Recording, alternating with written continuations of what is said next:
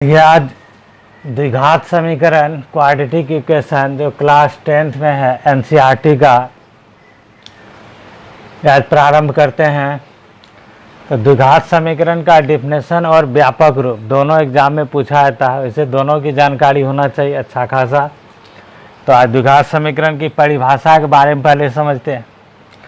यदि a not equal 0 a b c real number, यहाँ लिखा हुआ है A B C belongs to R, इसका तात्पर्य ही हुआ कि A B C real number है। एक्स चर हो अर्थात कोई वेरिएबल टर्म हो तो यहाँ A X square plus B X plus C equal 0 द्विघात समीकरण कहलाता है। सबसे सटीक डिफिनेशन यही है जो अच्छा है, जो जनरल फॉर्म को भी जानने में मदद करता है। ऐसे अगर जनरली इसे समझा जाए, जिस समीकरण का घात 2 हो वह द्विघात समीकरण कहलाता है। जिस समीकरण का घात 2 हो वह द्विघात समीकरण कहलाता है। अन्यथा यह सबसे स्टैंडर्ड डेफिनेशन हुआ कि ये a not equal 0 a b c belongs to R, x चर वेरिएबल हो तो A X square plus B X plus C equal 0 द्विघात समीकरण कहलाता है। ये सबसे बेस्ट डिफिनेशन है। अब आगे इसे देखते हैं। द्विघात समीकरण के कुछ एग्जाम्पल, एक्स स्क्वायर इक्वल 0, ये द्विघात समीकरण है। एक्स स्क्वायर इक्वल 0 है, यह एक पद में द्विघात समीकरण है। इसे हम 3 पद में बदल सकते हैं, जो आगे इसमें ए बी सी पहचान करने के लिए पढ़ेंगे तो यहाँ यह क्लियर कर देंगे। ये 2 पद में द्विघात समीकरण है, ये भी 2 पद में द्विघात समीकरण है, ये 3 पद में द्विघात समीकरण है, ये 3 पद में द्विघात समीकरण है। ये सभी द्विघात समीकरण ही है, इसलिए सभी टाइप का एग्जाम्पल लिखे हैं ताकि द्विघात समीकरण में मिनिमम पदों की संख्या कितना होता है और मैक्सिमम पदों की संख्या कितना, ये भी 100% कन्फर्म हो जाता है। तो इसमें इन उदाहरण से साफ साफ स्पष्ट है कि देख लीजिए कि यह जो लिखा हुआ है इसमें यह द्विघात समीकरण में मिनिमम पदों की संख्या 1 हुआ, और इसमें लास्ट यहाँ लास्ट और इससे पहले इसे देखिए तो इसमें पदों की संख्या 3 है, 1 2 3, इसमें मैक्सिमम पदों की संख्या 3 है। तो इस प्रकार हम अच्छे समझे कि द्विघात समीकरण क्या होता है या किसे कहते हैं, इसमें पदों की संख्या क्या है, इसकी पहचान जाने। अब आगे द्विघात समीकरण का व्यापक रूप जनरल फॉर्म कहिए या स्टैंडर्ड फॉर्म कहिए, ये भी एग्जाम में पूछा जाता है प्रायः। फिर इसमें ए बी सी क्या है, यह भी इसके बारे में पूछा जाता है। तो सभी बातें यहाँ कन्फर्म किए हैं, इसी में हम लोग पहचान करेंगे ए बी सी का। तो द्विघात समीकरण का व्यापक रूप जनरल फॉर्म या स्टैंडर्ड फॉर्म या A X square plus B X plus C equal 0 होता है। यह द्विघात समीकरण का स्टैंडर्ड फॉर्म या जनरल फॉर्म या इसका व्यापक रूप कहलाता है। इस व्यापक रूप में ये तो जो डिफाइन पढ़े थे कि a 0 के बराबर नहीं हो सकता, ये तो 100% कन्फर्म हो गया। a 0 के बराबर इसलिए नहीं होता है क्योंकि अगर a 0 हो गया तो ये स्क्वायर का जो टर्म है यह क्या होगा, यहाँ से हट जाएगा। तो यह द्विघात न बच के वह एक घात भी हो सकता है, या b भी अगर 0 हो गया तो फिर एक घातीय भी नहीं होगा। तो इसलिए द्विघात तभी कहलाएगा जब a 100% 0 के बराबर नहीं होगा, लेकिन 0 के अलावा कोई भी रियल नंबर यह अवश्य होगा। तो A B C real number है, एक्स क्या है, वेरिएबल है या चर राशि। तो यह द्विघात समीकरण का व्यापक रूप हुआ। अब ए बी सी का स्पेशली या तो डिफाइन करिए, इसकी पहचान करिए। तो इस जनरल फॉर्म अगर यही रहे तो इसके अनुसार ए बी सी को पहचान लेंगे। इसका जनरल फॉर्म बदल सकते हैं, पी क्यू आर के भी रूप में लिख सकते हैं, सी डी ई के रूप में ही बदल सकते हैं, लेकिन प्राय बुक में द्विघात समीकरण का व्यापक रूप A X square plus B X plus C equal 0 ही रहता है, और अच्छा भी है, इससे पहचान करने में और सुविधा होता है। तो इसमें देखेंगे कि ए, यहाँ चेस देखिए ए क्या है, तो एक्स स्क्वायर का गुणांक है। हम भी यहाँ यही लिखे हैं, ए एक्स स्क्वायर का गुणांक है, एक्स स्क्वायर का ये कोफिशिएंट है। बी देखिए, बी जो क्या है, एक्स का गुणांक, यह एक्स का कोफिशिएंट है बी। और सी क्या है, तो अचर पद है, ये कांस्टेंट है, या इसे हम ऐसे भी दूसरी भाषा में समझ सकते हैं कि ये एक्स स्क्वायर का गुणांक है। सी ई एक्स सी एक्स की पावर 0 का गुणांक है, या सी जो है कांस्टेंट।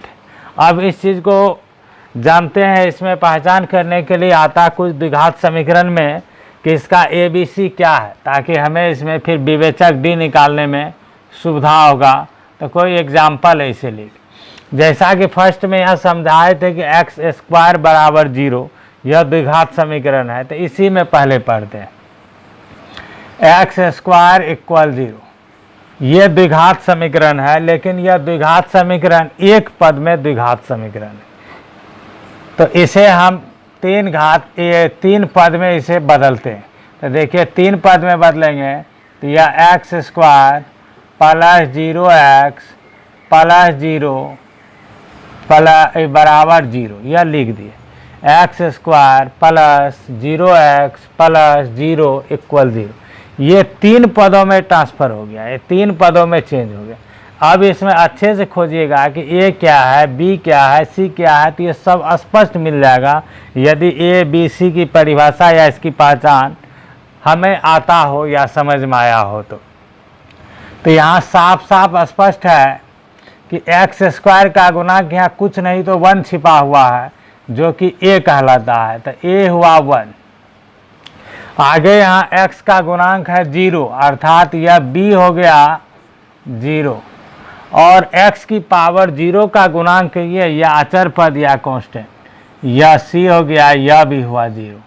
इस तरह से देखें द्विघात समीकरण में हम ए बी सी आसानी से पहचान पाए, और यही इसका टेक्निक ही है पहचानने का, जो हमें आगे बहुत जगह काम देगा। इस द्विघात समीकरण एक्सरसाइज है, इसमें इसके बारे में अच्छे से नॉलेज हो जाना चाहिए। ये कुछ बेसिकल पॉइंट था, इसलिए इसको एक्सप्लेन कर दिया। जैसे दूसरा उदाहरण वहीं से जो लिखे थे उसी को लिए, ताकि उसमें भी समझ में आसानी से हो। नहीं तो एकाएक 3 पद में लिख करके एग्जाम्पल दे देने से थोड़ा कन्फ्यूजन रहता है। हम सभी टाइप का एग्जाम्पल क्लियर कर दें। जैसे एक्स स्क्वायर माइनस 9 इक्वल 0 है, तो इसे अगर हम देखें तो ये अच्छे से देखने में पता चलता है कि यह 2 पद में द्विघात समीकरण है। तो इस 2 पद में द्विघात समीकरण को हम 3 पद में द्विघात समीकरण के रूप में चेंज करते हैं। तो देखिए इसे एक्स स्क्वायर लिखे, प्लस लिखे, 0x लिखे, प्लस लिखे, माइनस 9 लिखे, इक्वल 0। इसे देखिए और इसे देखिए, यह एक ही चीज़ है, सिर्फ इसे लिखावट में क्या किए बदलाव किए। एक्स स्क्वायर है ही, 0x, 0 को x से मल्टीप्लाई कीजिए 0, तो समझिए ख़त्म है, नहीं है। प्लस माइनस माइनस होता है, इसलिए माइनस ना। इसी चीज़ को नए ढंग से लिखावट की है, चूँकि बेसिकल चीज़ है इसलिए इसे समझना आवश्यक था, इसलिए इसे लिखा गया।